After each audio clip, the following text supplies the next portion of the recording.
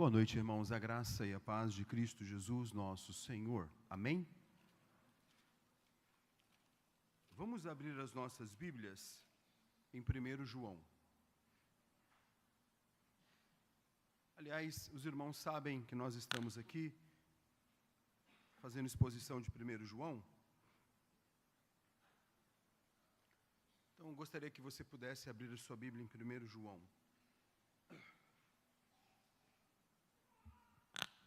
Nós já contemplamos o primeiro capítulo.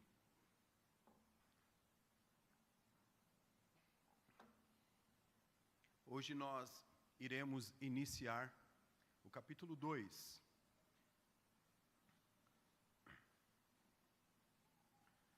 Primeira epístola de João. A primeira epístola de João, nós temos 5 capítulos. Nós também temos uma segunda e uma terceira epístola de João. Eu já até disse aqui outros domingos que nós até podemos olhar para a segunda e a terceira epístola como pequenos bilhetes, né? Como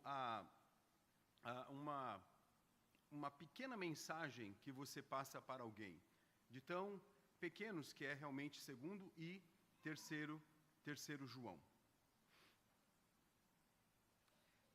Bom, queridos, antes de nós lermos os versos que nós vamos explicar esta noite e aplicar, eu, na realidade, gostaria de, muito rapidamente, só contextualizar vocês mais uma vez. Porque de uma semana para outra, a gente acaba esquecendo mesmo. Mas antes disso, eu já tinha pedido, vou voltar a pedir, para que você leia 1 João na sua casa. Numa sentada você lê os 5 primeiros capítulos, tá bom? Dá uma lida em 1 João, para que quando você chegar aqui, você esteja, digamos assim, mais antenado. Ora, nós temos um prólogo de João. João gosta de prólogo, né?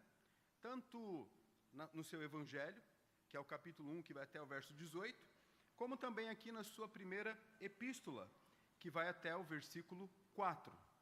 E neste prólogo de João, ele vai falar sobre a pré-existência de Cristo Jesus, mas este Jesus que é pré-existente, ele se faz carne de tal maneira que João pôde, não somente João, como também os seus apóstolos, né, os apóstolos que andaram com o Senhor Jesus, puderam ver, puderam apalpar, puderam ouvir, ou seja, os sentidos humanos foram colocados, por assim dizer, em prática para contemplar a verdadeira encarnação de Cristo Jesus, nosso Senhor. E João chama a atenção dos seus leitores, dos seus destinatários. Por que destinatários? Porque certamente ele escreve primeiramente para a igreja de Éfeso e depois aquela cartinha se espalha por todas as outras igrejas da Ásia Menor que nós encontramos ali em Apocalipse, as 7 igrejas de Apocalipse. E, olha bem, quando João escreve, ele diz assim, eu tenho escrito, eu tenho anunciado, para que vocês mantenhais comunhão conosco. Comunhão aqui, eu cheguei a dizer que não é uma mera socialização, um encontro de socialização, mas comunhão é o que nós do Colégio Apostólico cremos e estamos ensinando a vocês, para ter comunhão conosco devem também crer. Esta é a comunhão que nós encontramos aqui, tanto no verso 3, e aí João vai nos dizer que para completar a alegria dele e também do Colégio Apostólico, que já tinha falecido, só estava ele vivo, o último apóstolo a realmente descer à sepultura, ele vai dizer então que ele vai dizer que os seus destinatários pudessem completar a alegria dele. Qual é a alegria? Nada, digamos, mais satisfatório para um mestre quando ele ensina para o seu discípulo e o seu discípulo segue realmente ali os seus passos, os seus ensinamentos. E aí então João vai nos dizer que Deus é luz. Esta é uma declaração. Deus é luz, e eu até disse isso na semana passada. Se Deus é luz, significa dizer que nele não há treva nenhuma. Até eu coloquei assim, a primeira premissa é Deus é luz. A segunda, não há nele o quê? Treva nenhuma. E a conclusão, se dissermos que mantemos comunhão com ele, então nós crentes, nós não vamos andar nas trevas, mas vamos andar o quê? Na luz. Irmãos. Agora, se dissermos que mantemos comunhão com ele e andarmos nas trevas, mentimos e não praticamos a verdade. Você que é crente, olha bem, eu estou reiterando mesmo, você que é crente e diz que mantém comunhão com Deus e anda nas trevas, você é um mentiroso e a verdade não está em você. Agora, se porém andarmos na luz, como ele está na luz, quais são os benefícios? Mantemos comunhão uns com os outros, esse é o primeiro benefício. E o sangue de Jesus é o segundo benefício. Seu Filho nos purifica o quê? De todo pecado. Então, na semana passada, nós contemplamos o verso 8 ao verso 10, e até cheguei a dizer o seguinte, que o verso 8 e o verso 10, nós temos aqui, do verso 8 ao verso 10, nós temos aqui duas formas de nós encararmos o pecado. Você tem duas maneiras de encarar o pecado. Uma é ter uma indisposição em reconhecer que você é pecador, que você tem uma natureza pecaminosa. Essa é uma indisposição. Está no verso 8. Se dissermos que nós não temos pecado nenhum, está no singular aí, ó. É você chegar e dizer assim, não, mas eu, na realidade, sou uma folha em branco. Eu sou uma tábua rasa, eu não sou pecador. Quem inventou isso? Alguém inventou isso. Então, João nos diz, se dissermos que não temos pecado nenhum, então, a nós nos enganamos e a verdade não está em nós. Olha bem, quem ficar somente com o verso 8, encara o pecado com uma indisposição de um reconhecimento de uma pecaminosidade inerente. Mesmo nós que somos cristãos, nascidos de novo. E ele volta a repetir, se dissermos no verso 10, se dissermos que não temos cometido pecado, olha bem, o verso 8 diz o quê? Se dissermos que não temos pecado nenhum. Se você disser assim, não, esse negócio de pecado não existe. Inventaram isso. Na realidade, Adão foi um mau exemplo. Não existe pecado original. Não houve transmissão do pecado de Adão. Aí o verso 10, se dissermos que não temos cometido pecado, ou seja, se você admitir que não peca, que não comete pecado, então você faz Deus de mentiroso e a sua palavra não está o quê? Em você. Agora, o verso 9, porque eu vou hoje falar um pouquinho também do verso 9. Se confessarmos os nossos pecados, ele é fiel e justo para nos perdoar os pecados e nos purificar o quê? De toda a injustiça. Então, você tem a primeira maneira de encarar o pecado. Qual é a primeira maneira? Você ter uma indisposição de reconhecer a sua pecaminosidade. Verso 8 e verso 10. O verso 9 é uma disposição humilde em reconhecer que você é pecador. Esta noite, então eu quero chamar você para que possamos voltar os nossos olhos para os versos 1 e 2 do capítulo 2 aqui da primeira epístola de João. Um texto bem conhecido. Diz assim, filhinhos meus, estas coisas vos escrevo para que não pequeis. Se todavia alguém pecar, temos advogado junto ao Pai, Jesus Cristo, o justo. E ele é a propiciação pelos nossos pecados, e não somente pelos nossos próprios, mas ainda pelos do mundo inteiro. Senhor nosso Deus, nosso bendito, amado Pai, louvamos o Teu nome e Te agradecemos, porque nós estamos mais uma vez reunidos aqui. e que o Senhor esteja falando aos nossos corações. Ó Deus amado, ilumine as nossas mentes, que o Senhor cresça e que possamos diminuir, em nome de Jesus. Amém. Eu também cheguei a dizer para vocês que João, ele nos apresenta aqui 3 avaliações, 3 testes. O teste doutrinário, o teste do amor, que é o teste moral, e o teste, o teste do amor, que é o teste social, e o teste moral. Nós estamos vendo, desde o versículo 5 até hoje, este teste moral, meus irmãos. Então, nessa parte de sua carta, ainda João fala deste teste moral, desta avaliação moral. João apresenta a obra de Cristo como advogado, como também sendo a nossa propiciação.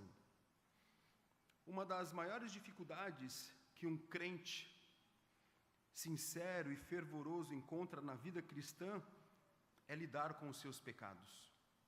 Um crente verdadeiro, um crente sincero, um crente fervoroso, um crente piedoso, um crente temente a Deus, ele tem dificuldade de lidar, sim, com os fracassos quando ele peca contra o Senhor. Quando ele peca, a sensação de culpa, de derrota, de desânimo, pode deixá-lo abatido por algum tempo. Até mesmo o desespero pode bater a porta e também a falta de esperança. Deixa eu inicialmente colocar algo aqui para vocês da igreja. A vontade de Deus é que o crente não peque contra Ele. Amém? Eu vou repetir. A vontade de Deus está lá em 1 Tessalonicenses, é a vossa santificação. Então, a vontade de Deus é que o crente não cometa pecado. Entretanto, se o crente vier a cair, Deus providenciou os meios de se levantar, ser restaurado e continuar a sua caminhada cristã. Então, olha bem o que João nos diz. Estas coisas vos escrevo para que não pequeis. Vamos ficar primeiro aqui com esta parte A. João passa a explicar a que propósito ele escreveu. Ele vai declarar para as igrejas que esta carta vai chegar, que tem um propósito aqui prático, um propósito moral. Qual é? Que os cristãos não pequem. E Deus está falando também comigo e com você esta noite. O propósito, a vontade revelada de Deus é que eu e você, que a igreja dele não peque contra o Senhor da igreja. Esta expressão, estas coisas, ele diz, filhinhos meus, estas coisas, olha bem, o que são estas coisas? É tudo aquilo que João escreveu antes. O que João escreveu? Que Deus é luz e que não há nele o quê? Treva nenhuma. E que se dissermos que mantemos comunhão com Deus e andarmos nas trevas, então nós estamos vivendo numa mentira, numa vida mentirosa. Mas se nós andarmos na luz, como Deus é luz, então nós vamos ter comunhão uns com os outros, e o sangue de Jesus vai nos purificar de todo o pecado. Olha bem, se tivermos uma indisposição de reconhecer a nossa pecaminosidade, significa que a verdade não está em nós, mas se confessarmos os nossos pecados, Ele é fiel e justo para nos perdoar os pecados e nos purificar de toda a injustiça. Então, quando João diz, estas coisas vos escrevo, é tudo isso que ele escreveu imediatamente aqui no contexto. Irmãos, e nas Escrituras Sagradas, na Bíblia, ela nos revela a santidade de Deus. E Deus quer que eu e você sejamos o quê? Santo. Como também a Bíblia nos avisa dos castigos daqueles que são transgressores da lei de Deus. Vocês lembram o que aconteceu na época de Noé?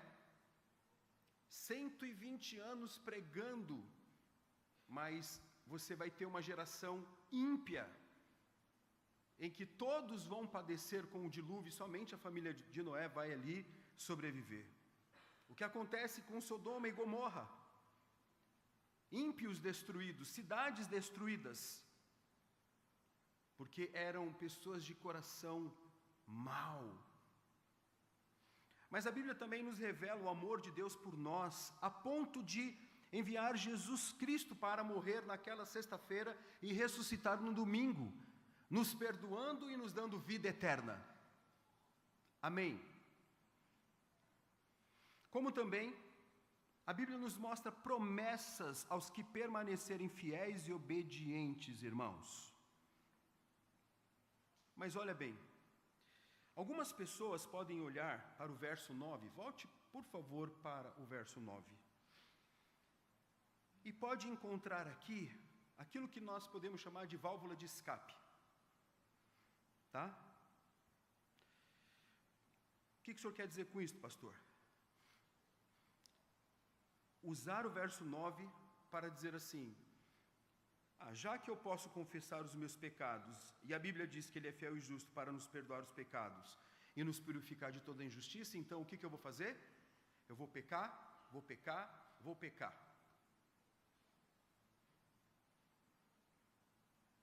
Então olha bem, alguém poderia facilmente pensar que o perdão repetido de pecados, por meio aí de uma confissão, funcionaria como uma válvula de escape. Certa feita, eu conheci um jovem na igreja anterior que eu pastoreei, que ele era um defensor da doutrina da eleição.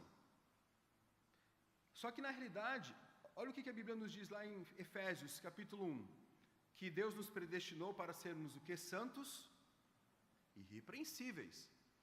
Mas a vida daquele jovem era uma vida realmente dissoluta. E certa feita ele olhou: não, pastor, mas eu sou um eleito, porque a Bíblia nos diz que eu fui eleito. Aí eu disse: você pode ter sido eleito para qualquer outra coisa, mas não conforme o que está aqui em Efésios 1, porque o texto nos diz que fomos eleitos e predestinados para uma finalidade, o que? Para sermos santos e irrepreensíveis. Na realidade, você é um engodo, um engano.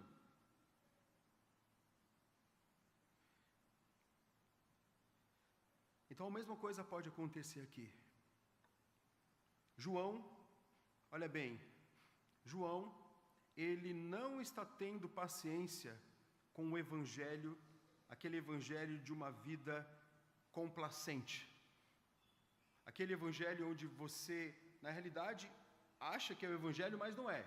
Eu peco, peço perdão a Deus e está tudo bem. Afinal de contas, a Bíblia nos diz o quê? Que o pecado foi abundante, mas a graça de Deus superabundou o Mas não é assim, irmãos.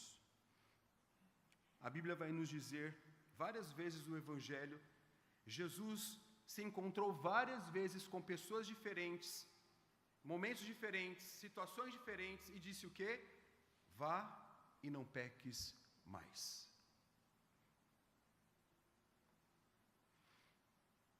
A Bíblia nos diz aqui mesmo no Evangelho de João, primeira cartinha, você pode virar aí a página, não sei como é que está aí a sua Bíblia, no capítulo 3, verso 4. Aqui está uma definição do que é pecado. Se há uma definição na Bíblia do que é pecado, está aqui. Vamos ler em uma só voz, verso 4 do capítulo 3. Todo aquele que pratica o pecado também transgride a lei, porque o pecado... Então, não existe melhor definição do que essa aqui de João. Não existe, está aqui. Tá, irmãos? Então, eu gostaria que os irmãos pudessem guardar isso no coração. Nunca, olha bem o que eu vou dizer, nunca na revelação bíblica, nas Escrituras, nunca é da vontade de Deus que você peque. como também Deus não vai induzir você ao pecado. Está nas Escrituras Sagradas, na revelação prescrita de Deus. A vontade de Deus é que você seja uma pessoa santa. Estas coisas vos escrevo para que o que não pequeis. Deus não faz concessões com o pecado. Deus não faz concessão com o pecado, irmãos. Agora, infelizmente, e nós devemos falar isto com pesar no coração, olha, com pesar no coração. Infelizmente, acontece que o crente desobedece ao Senhor, peca contra o Senhor, cai no pecado. Há muitas tentações ao nosso redor, e a nossa natureza é inclinada para pecar contra Deus. A própria Bíblia registra homens de Deus, heróis da fé. Você pode trazer vários aí na sua mente: Abraão, Isaac, Jacó. Se você vê Abraão, Isaac e Jacó, houve uma cultura da mentira. Abraão mentiu, Isaac mentiu, Jacó mentiu, Davi fez um bocado de coisas erradas, praticou o que não deveria praticar. Sobre ele, olha bem, sobre ele também caiu a punição, a disciplina de Deus. Irmãos, agora, eu e você, nós somos chamados para não pecar. Eu e você, nós somos chamados para vigiarmos e fazer, sabe o quê? Orarmos mais. Orarmos mais. Orarmos mais. Então ele coloca aqui: essas coisas os escrevo para que não pequeis. Mas ele vai nos dizer na parte B: se todavia alguém pecar, temos advogado junto ao Pai, Jesus Cristo, que? O justo. Quando a gente está olhando isso aqui no original, essa frase aqui expressa uma possibilidade, não algo que fatalmente vai ocorrer. Para João, o pecado na vida do crente é um acidente, e não uma situação normal. Deixa eu ilustrar. Ilustrando fica melhor. Vamos supor que você queira viajar para o Rio Grande do Sul, mas você não quer ir de avião, você quer ir dirigindo. Depois você pode olhar aí no Google, você vai ver que daqui ao Rio Grande do Sul, de São Luís ao Rio Grande do Sul, são mais de 4.000 quilômetros. É distante, não é? 4.000 quilômetros. Então você vai na sua jornada com a sua família até o Rio Grande do Sul. Você chega lá e não aconteceu absolutamente nada com o seu carro. Você passa algumas semanas dirigindo, indo em algumas cidades, até mesmo na Serra Gaúcha, que é muito bonita, e aí depois você vai retornar para São Luís do Maranhão, mais 4.000 e poucos quilômetros. Mas aí de repente, um pneu fura, ou qualquer outra avaria no seu carro. Ou seja, em uma viagem de mais de 8.000 quilômetros, quase 9.000 quilômetros, um pneu furado, ou um detalhe, é um acidente. Não é algo regular, não é algo naturalizado, não é algo cristalizado. Eu sei que isso vem para nós e deve nos constranger, deve nos humilhar. Porque o que João está dizendo aqui, meus amados irmãos, é que pela graça de Deus, nós não deveríamos olhar o pecado como uma normalidade, mas como um acidente de percurso.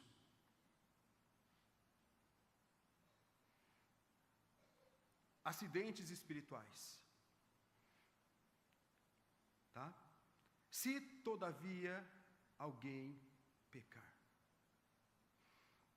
Mas, olha bem, se todavia alguém pecar, ele vai nos dizer que nós temos um advogado junto ao Pai. Está aí no texto.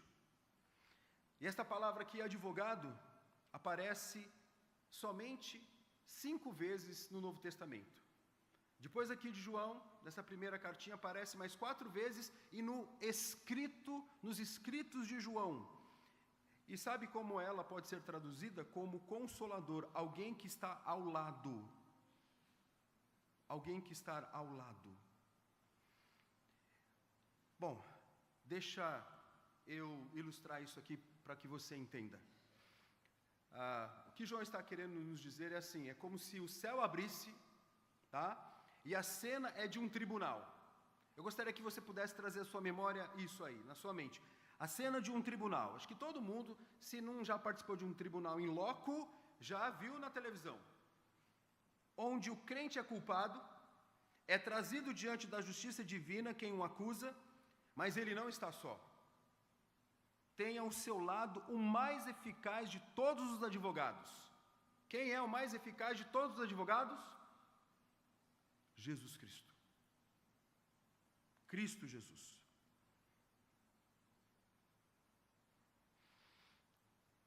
Se todavia alguém pecar, temos o quê? O advogado. O Consolador. Jesus é chamado de Consolador e o Espírito Santo na Bíblia é chamado o quê? De outro Consolador. Vocês lembram de Romanos capítulo 8? O crente tem que lembrar, tem que ler a Bíblia. O que o texto nos diz lá em Romanos capítulo 8? Um dos capítulos mais belos da Escritura Sagrada. Tá? Que o Espírito Santo intercede por nós com gemidos o quê? Inexprimíveis. Ele é o grande tradutor das nossas orações, mas mais à frente, quando você vai ter ali Paulo falando sobre a exultação de Cristo Jesus, quando ele diz, se Deus é por nós, quem será contra nós? Quem intentará acusação contra os eleitos de Deus? É Ele que os justifica. Não é assim? E aí lá vai dizer que Jesus intercede o quê? Por nós. Meus irmãos, intercede por nós. Ele é o nosso advogado. O nosso advogado. Amém? Meus queridos. Mas não somente isso. Olha o que o texto nos diz. Temos o advogado junto ao Pai, Jesus Cristo, o justo. O justo. João se refere ao Senhor Jesus como sendo justo. Justo. E eu não gostaria que você olhasse para esse justo aqui somente no aspecto moral, mas eu gostaria que eu e você pudéssemos olhar aqui também pelo aspecto judicial. Eu quero ilustrar novamente, mas aí você vai precisar olhar para mim, porque a minha ilustração é gráfica, tá? Como é isso aqui? Como esta intercessão, quando João chama Jesus de advogado e que ele é um advogado justo. Deus está aqui. O Senhor Deus Pai Todo-Poderoso está aqui. Você está aqui. Se Deus olhar para você diretamente, Ele só vê injustiça. E ao ver injustiça, então você será o quê? Condenado.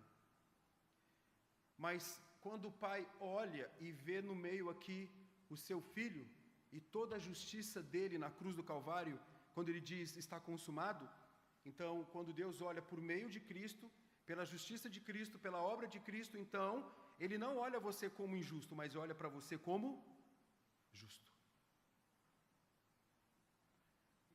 E é algo que eu já falei aqui na igreja algumas vezes e vou repetir.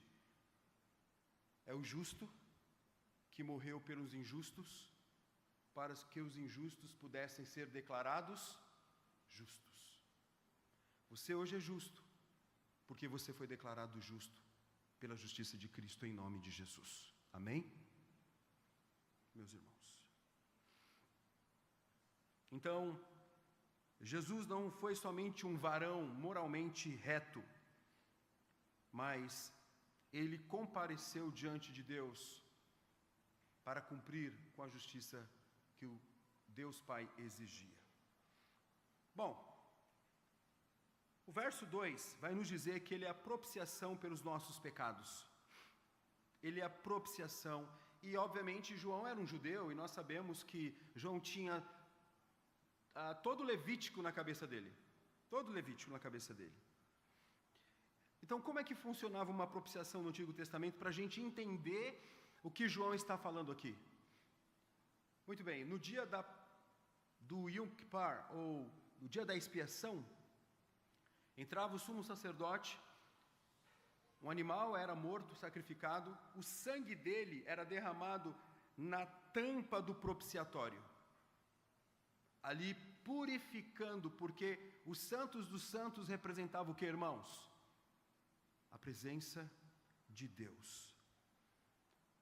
Ou seja, ao derramar sangue na tampa do propiciatório, significa que então ali, por aquele sangue, havia aquilo que nós chamamos de apaziguamento da ira de Deus.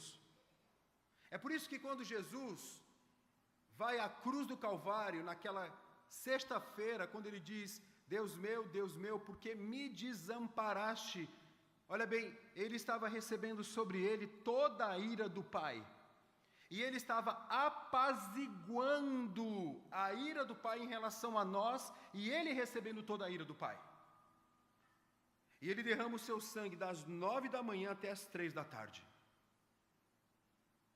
Ele se fez propiciação por mim e por você. E aí João diz aqui, ele é a propiciação pelos nossos pecados. Eu e você, nós não precisamos matar mais animais, eu e você, nós não precisamos fazer mais sacrifícios, eu e você, nós não precisamos mais em Israel, em Jerusalém, porque Jesus já fez tudo por mim e por você. Amém?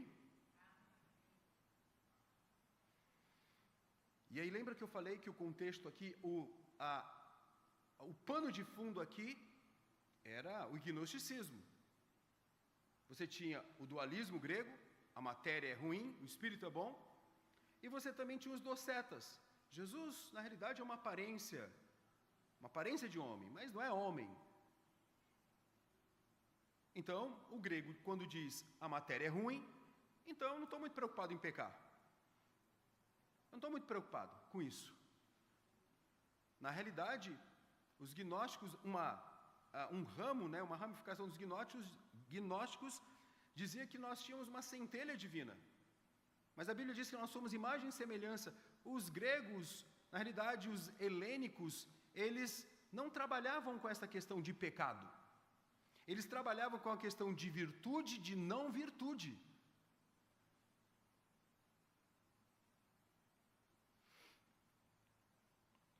E aí, João nos diz, ele é a propiciação pelos nossos pecados, e não somente pelos nossos próprios, mas ainda o quê? Pelos do mundo inteiro. Aí aqui, complica um pouquinho. Irmãos, por quê?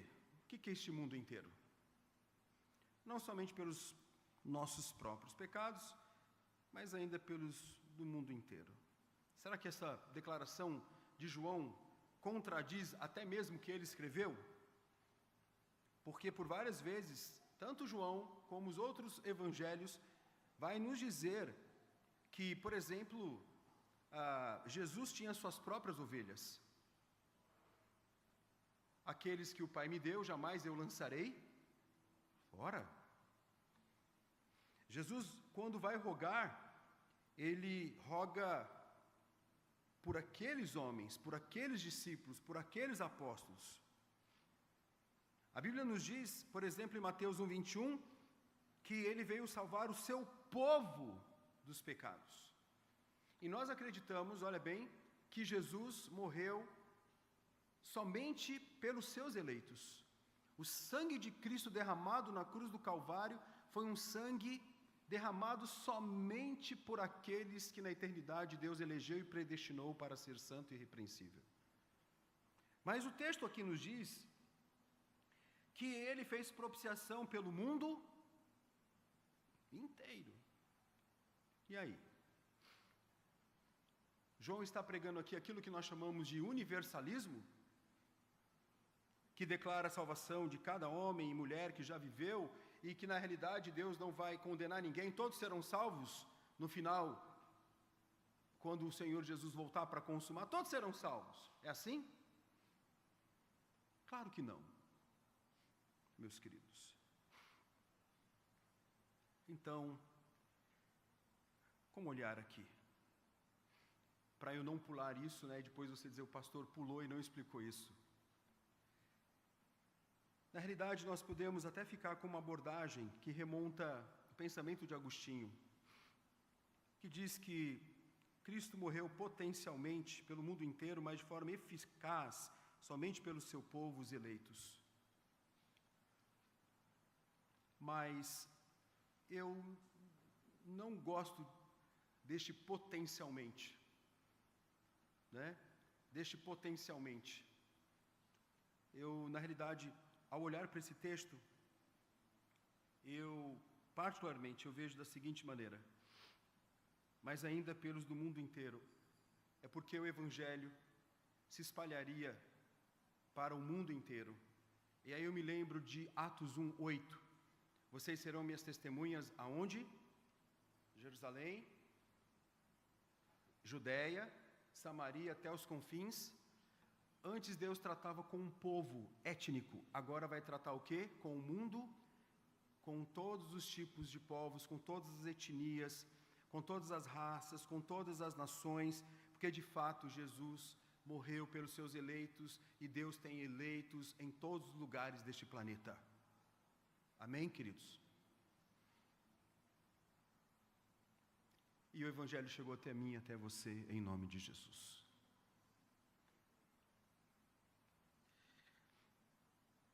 Gostaria de terminar com 3 aplicações. Primeira, Deus nos ensina na sua palavra que nós não temos o direito de pecar contra Ele.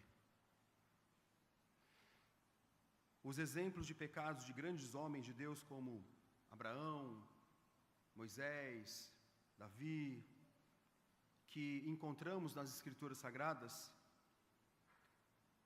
não são, por assim dizer, cartão verde para que façamos o que eles fizeram.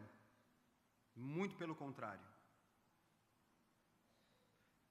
Quem usa a Bíblia para se justificar de seus pecados está desvirtuando completamente a palavra de Deus no que diz respeito ao propósito dele para a minha vida com ele, que é uma vida santa.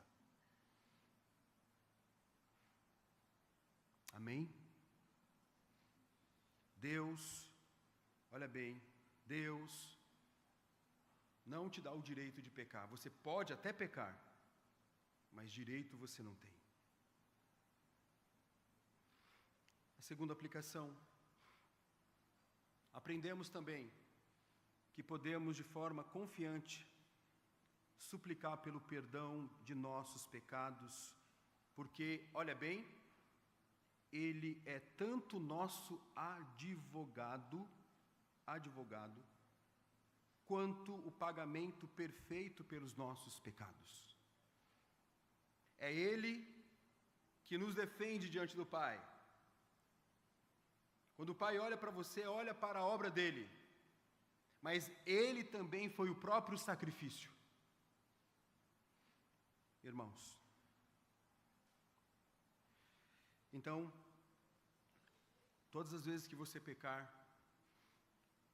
você pode ir até o seu advogado, você pode, de forma humilde e humilhante, se colocar diante dele e pedir perdão dos seus pecados, porque ele é fiel e justo para lhe perdoar e lhe purificar de toda a injustiça. Mas não trate o pecado como uma normalidade, uma naturalidade, mas como um acidente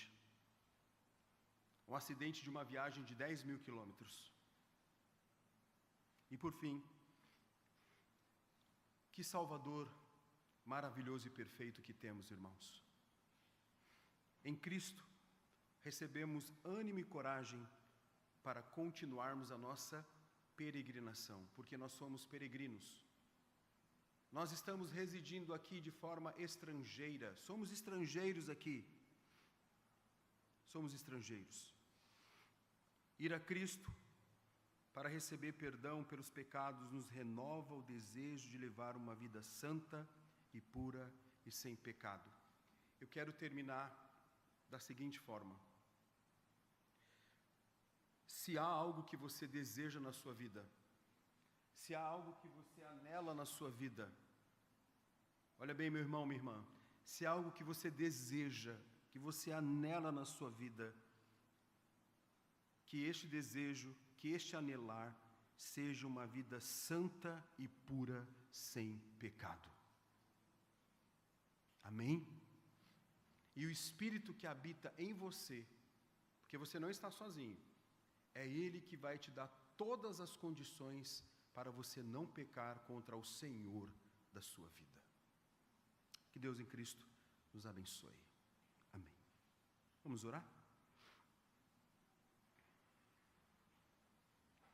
Fiquemos de pé, por favor.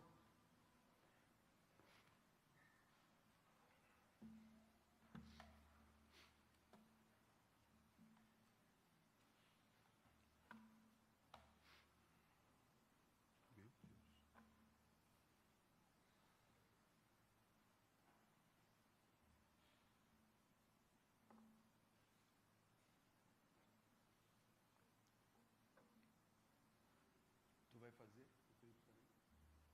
Vamos orar então, irmãos. Santo Deus, eterno Pai,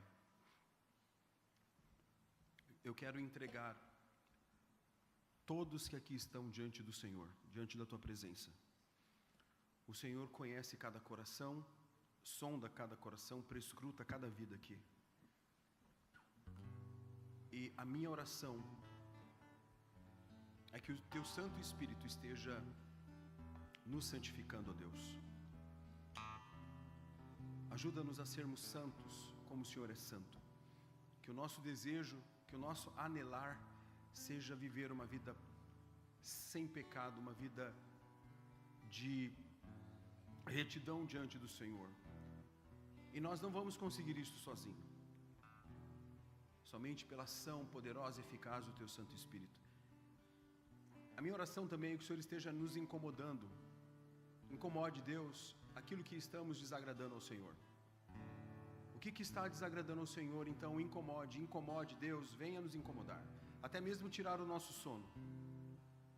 E nos leve, Deus, à convicção do nosso pecado, nos leve a nos quedar diante do Senhor, pedir perdão dos nossos pecados, Senhor. Porque há uma promessa e nós acreditamos, eu creio nesta promessa, de que se nós pedirmos perdão dos nossos pecados, o Senhor irá nos perdoar e nos purificar de toda injustiça. Então eu te peço isso, ó Deus, que nós não sejamos alheios, complacentes com o pecado, porque isso desagrada ao Senhor. E nós não fomos regenerados, nós não temos uma nova vida para brincar com o Senhor, para brincar de ser crente, de ser cristão. Ajuda-nos, ó Deus, ajuda-nos, que o Senhor realmente quebrante o nosso coração, em nome de Jesus.